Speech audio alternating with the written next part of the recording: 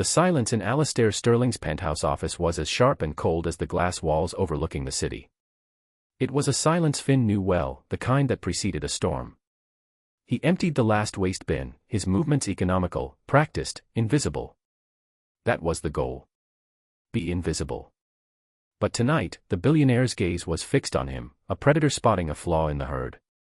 You, Sterling's voice cut through the quiet, dripping with contempt. Cleaner.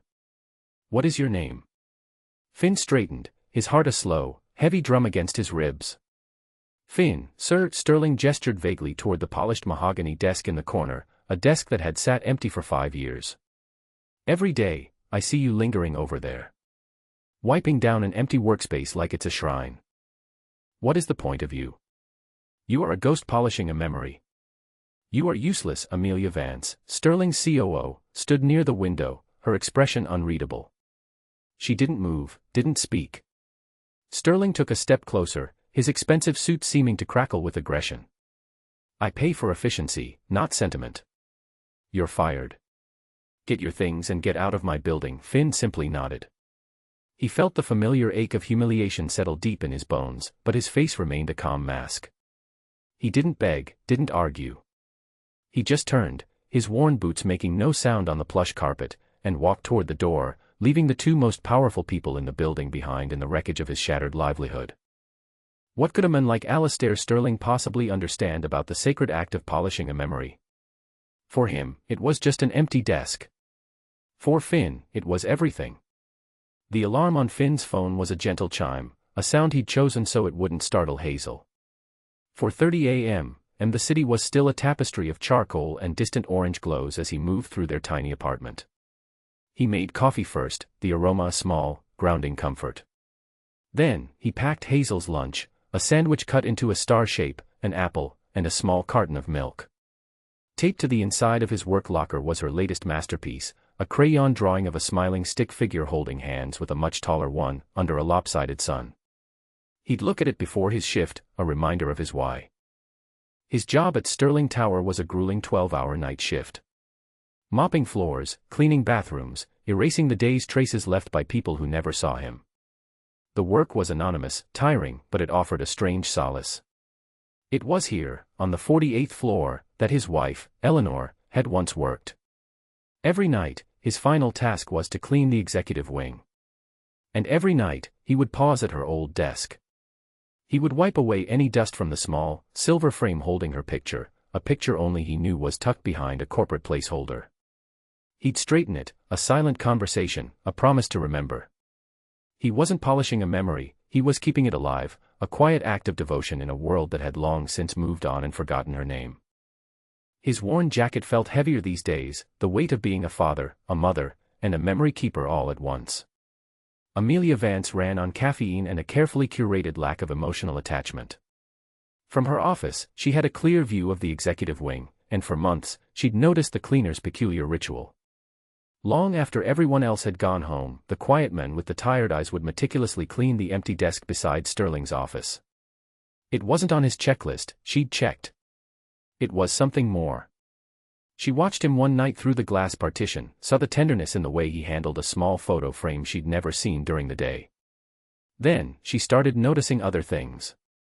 A perfect, shiny apple would appear on the desk every Monday morning, placed right in the center, and would be gone by the time he came to clean that night. Who was he leaving it for? A ghost. The gesture was so oddly human, Southwest out of place in this sterile environment of profit margins and hostile takeovers. She saw him as most people did at first, a part of the building's machinery, faceless and functional. But his quiet consistency began to chip away at her armor. He never complained, never cut corners. Once, she saw him find a diamond earring near the elevators and turn it in without a moment's hesitation. There was an integrity to him, a stillness that felt more powerful than all of Sterling's bluster. She carried her own grief, a tightly locked box in her chest, and she recognized the shape of it in his silent, nightly vigil. The pressure from the top was becoming unbearable. Alastair Sterling was in a foul mood for weeks, a deal in Singapore having gone sour. His temper echoed through the halls, leaving a trail of anxious employees and slammed doors. One afternoon, Amelia witnessed him publicly berate a young analyst, a kid fresh out of college, for a minor typo in a report. The young man was left shaking, fighting back tears. Later that evening, as Amelia worked late, she saw Finn approach the analyst, who was sitting slumped in a deserted hallway. She couldn't hear the words, but she saw Finn place a gentle hand on the young man's shoulder. He spoke for a few moments, his expression one of profound empathy.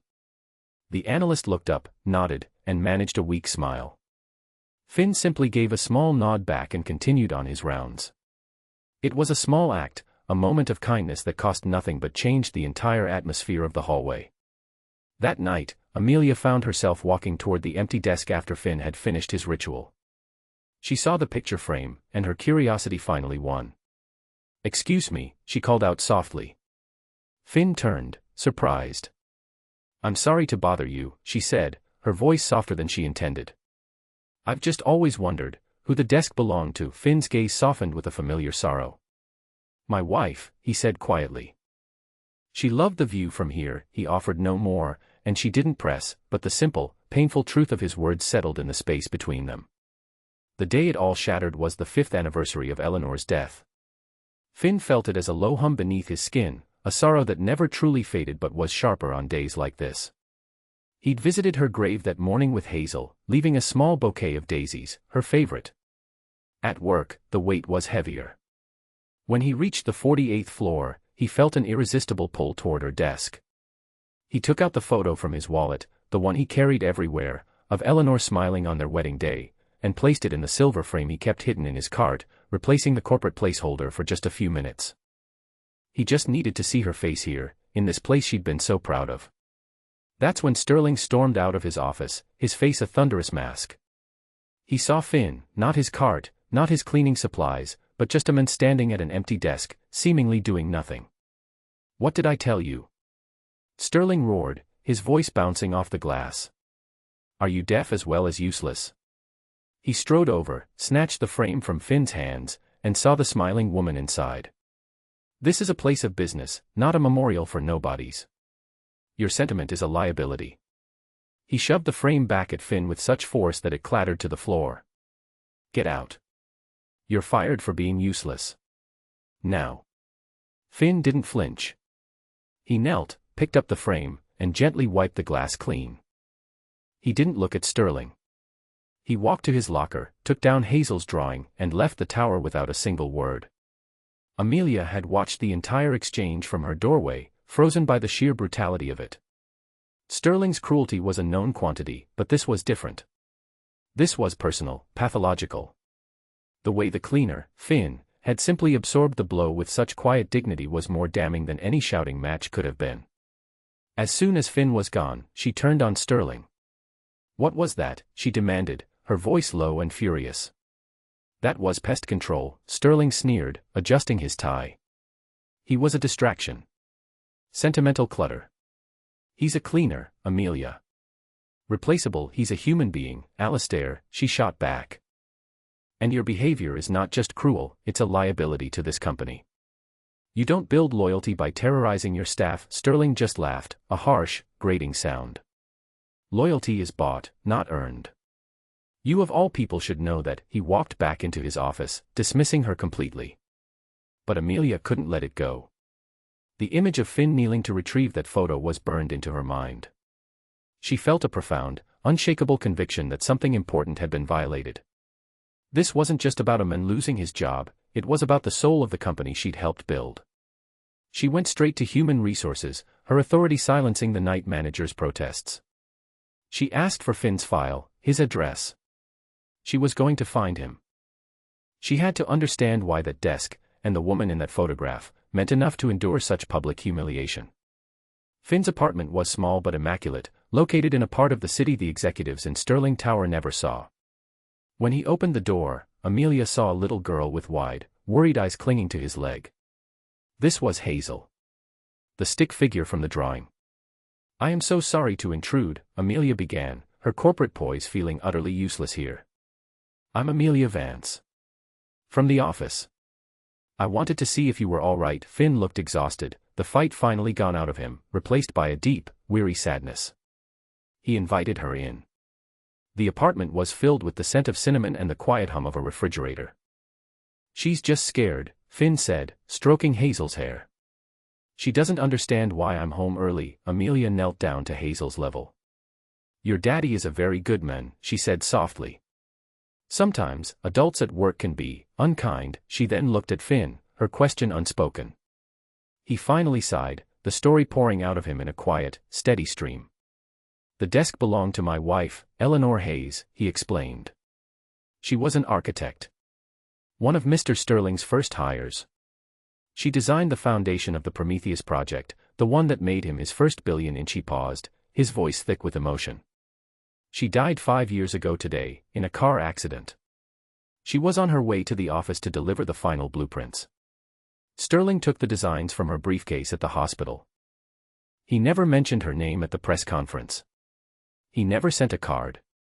I took the cleaning job to be near her, to keep her memory alive in the only way I could. Amelia drove back to the city, her mind racing, a cold, righteous fury building in her chest. It wasn't just cruelty, it was theft. Sterling hadn't just built an empire, he'd built it on the ghost of a brilliant woman and then desecrated her memory by firing her grieving husband. Back at the tower, she used her executive access to delve into the company's digital archives. It took her hours, but she found them, the original files for the Prometheus project, buried under layers of corporate rebranding. And there it was, in the metadata, on the initial drafts, lead architect, E. Hayes. The designs were more elegant, more innovative than the final product. Eleanor's genius was evident on every page. Sterling had simplified her vision, stripped it of its artistry, but the core structure, the very foundation he claimed as his own, was hers. The next day was the quarterly board meeting. Sterling was at the head of the table, preening, boasting about his innate vision and relentless drive. As he presented a slide titled, The Sterling Legacy, Amelia stood up. I'd like to add a footnote to that legacy, Alistair, she said, her voice ringing with clarity. She clicked a button on her remote. The screen behind Sterling changed, displaying not his corporate logo, but Eleanor Hayes's original, hand-drawn schematics. Her signature was clear in the bottom corner. This is Eleanor Hayes, Amelia announced to the stunned room. The true architect of this company's success.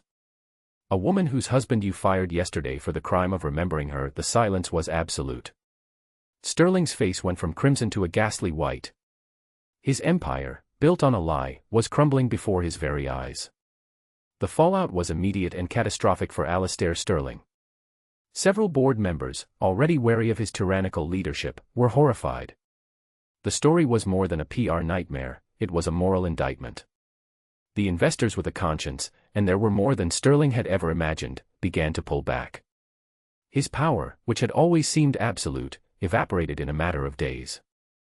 He was forced to resign in disgrace, his legacy forever tarnished by the truth. The board, in a desperate act of damage control and genuine remorse, offered Amelia the position of CEO. Her first act was to right the monumental wrong. She called Finn personally. They met not in an office, but in a quiet coffee shop. The board, she explained, had approved a multi-million-dollar settlement for Finn, representing the profits directly attributable to Eleanor's work, plus damages. But there was more. We are establishing the Eleanor Hayes Foundation for Young Architects, Amelia told him, her gaze direct and sincere. To fund the education of brilliant minds who might otherwise be overlooked. And we want you to run it. Your integrity, your dedication, that's what it needs. Finn was speechless. It wasn't the money that moved him, though it would change his and Hazel's lives forever. It was the name. Eleanor Hayes. Spoken with respect, with honor. Her name would not be a ghost in the halls anymore, it would be a beacon. For the first time in 5 years, he felt a weight lift, a sense of justice that allowed him, finally, to breathe. He accepted, not for himself, but for Eleanor. And for Hazel. Months later, the autumn sun cast long shadows across a sprawling city park. Finn pushed Hazel on a swing, the tired lines around his eyes replaced by a gentle calm. He was no longer just a cleaner, a ghost. He was the director of a foundation, a man with a purpose that extended beyond mere survival. He was building futures in his wife's name. A figure approached, and Hazel squealed with delight. Amelia. Amelia Vance smiled, her corporate armor long since shed. She sat on the bench beside Finn, their presence together feeling natural, easy. they had built a tentative friendship that was slowly, beautifully, blossoming into something more. She was no longer just a boss or a benefactor, she was a partner. They watched Hazel play, her laughter echoing in the crisp air. "Thank you," Finn said, his voice quiet but full of a gratitude that went beyond words. "For seeing me," Amelia reached over and took his hand, her fingers lacing with his. "You were never invisible, Finn," she replied softly. Later that week, they stood together, Finn, Amelia, and Hazel, before the newest wing of the Sterling Tower, now renamed. A gleaming plaque read, "The Eleanor Hayes Pavilion." Finn looked up at the building, not with the sorrow of a memory keeper, but with the pride of a man who had seen justice done. The empty chair at his kitchen table was no longer empty. A new family was being forged from the ashes of grief and cruelty, a testament to the fact that quiet goodness, however overlooked, has the power to rebuild worlds.